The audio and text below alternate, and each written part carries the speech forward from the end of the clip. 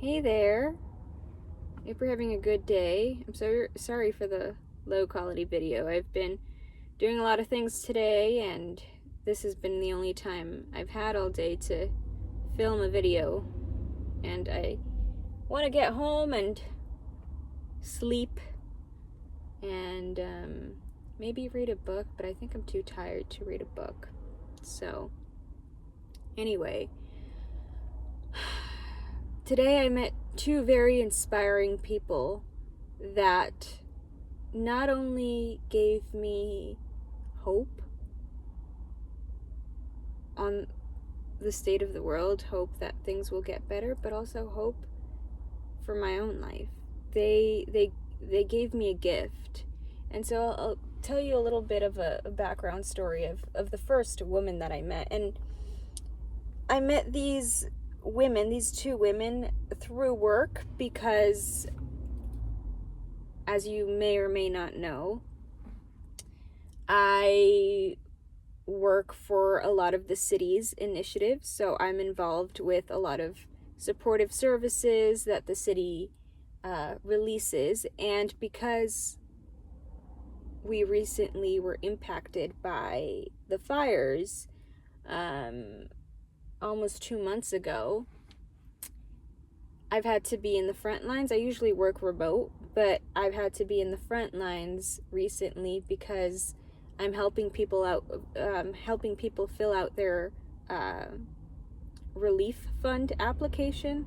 A lot of people may not have a computer at home, or they need verification of certain documents, and so I'm responsible for that right now. And so I'm not working from home. I haven't been working from home for the last 2 weeks, and I think I'm not going to be working from home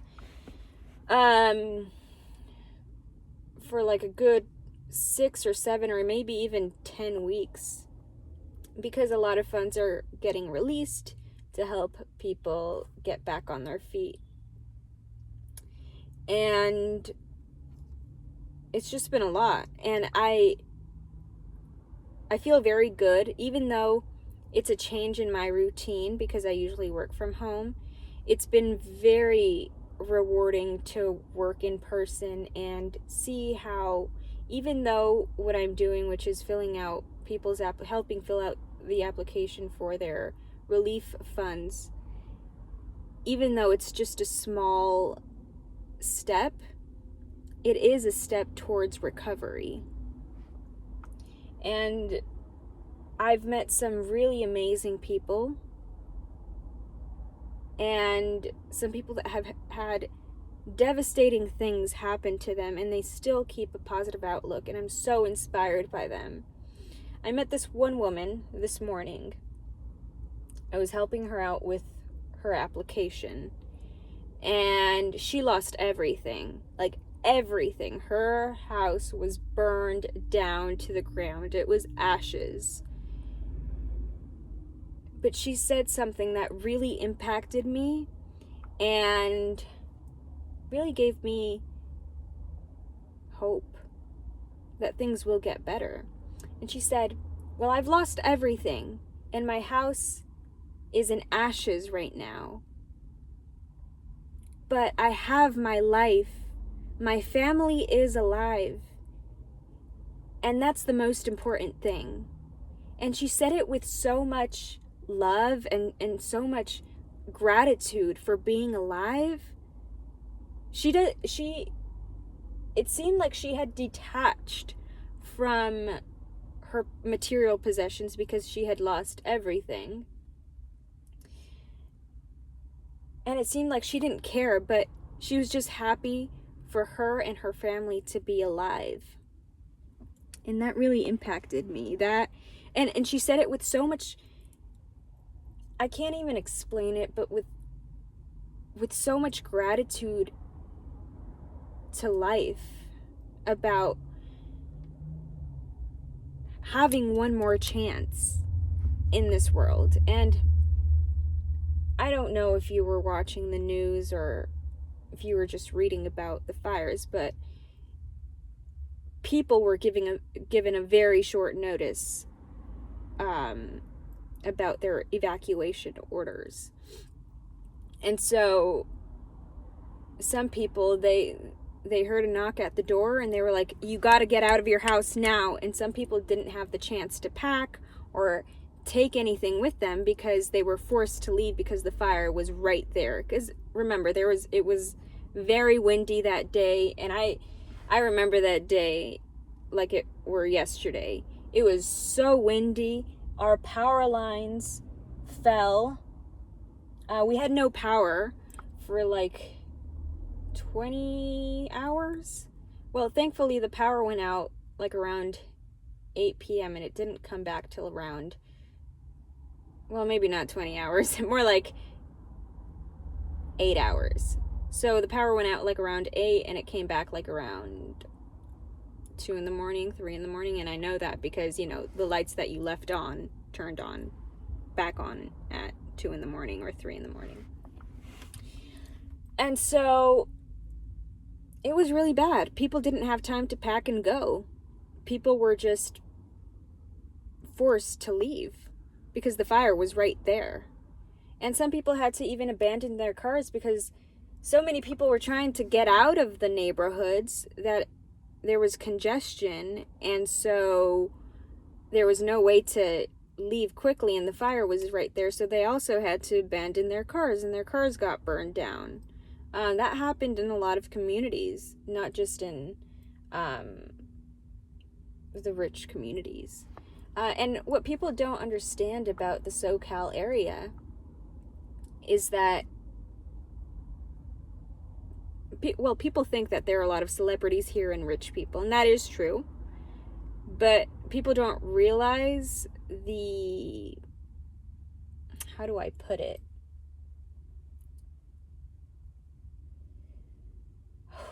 The word just left me. Hold on. It's coming. Oh my God, I'm so tired that I can't think of words. But if I remember the word, I'll say it. But there's a lot of inequality. And so there are a lot of people that are working class that live in Southern California. All those rich people hire working class individuals to be laborers and do the carpentry and do the gardening and, you know, housekeepers. All of these people live in Southern California, but they're working class and they work for the rich. A lot of people don't realize that, and they don't realize how segregated this place is. Not segregated, but just economically speaking. There are really nice areas with $2.5 million houses or more, and that's their little bubble. And then there's another area that's in what they call the ghetto, and people are living paycheck to paycheck, afraid about being involved in a shooting because these are very dangerous areas. And so a lot of places in California, not just this area, suffer from that status. Like there's the rich, and that's their status, and then there's the working class, right? And so you see those stark differences. It's not just rich and middle class. There are certain neighborhoods that are middle class, but they're more,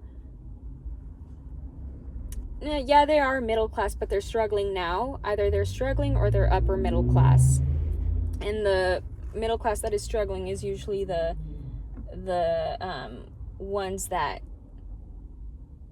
maybe they have inherited wealth, but since things have gotten so expensive and life has gotten so expensive in general, they can't afford to live comfortably, or they live paycheck to paycheck, but they have a house and they have certain goods because that was inherited wealth. But anyway,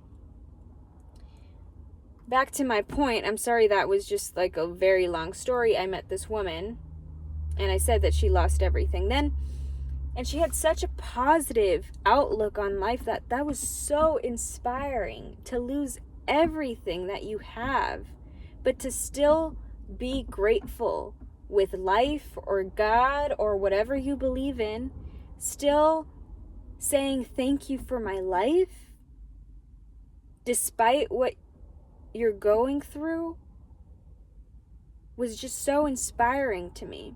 And then at the end of the day, I met another woman, and she was born 1989, so she's 36, right?